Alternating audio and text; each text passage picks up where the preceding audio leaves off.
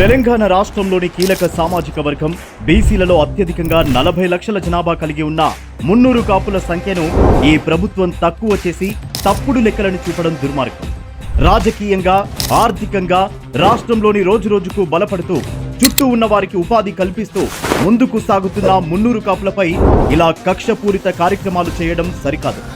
రానున్న రోజుల్లో మున్నూరు కాపు సామాజిక వర్గం మరింత శక్తివంతంగా, మరింత ప్రభావం చూపిస్తుందనే భయంతో ఈ విధంగా చేస్తోంది రాష్ట్ర ప్రభుత్వం. ఈ విధమైన ఒంటెద్దు పోకడలకు భయపడే ప్రసక్తే లేదని, ఈ దుర్మార్గులపై పోరాడి మున్నూరు కాపులు మరింత బలంగా పైకి లేస్తారని ఘంటాపదంగా తెలియజేస్తూ, ఇది కొందరి పాలకవర్గ నేతల అహంకారానికి, మా మున్నూరు కాపుల ఆత్మగౌరవానికి జరుగుతున్న యుద్ధమని తెలియజేస్తూ, ఈ అధికార మదంతో మున్నూరు కాపులపై కక్షపూరిత చర్యలకు పాల్పడడంలో ఎటువంటి ఉపయోగం లేదు.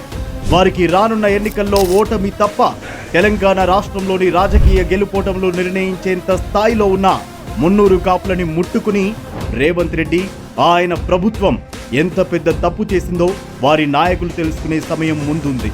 రానున్న రోజుల్లో మరింత శక్తివంతమైన వర్గంగా మున్నూరు కాపులు రూపుదిద్దుకుంటారని తెలియజేస్తున్నాం.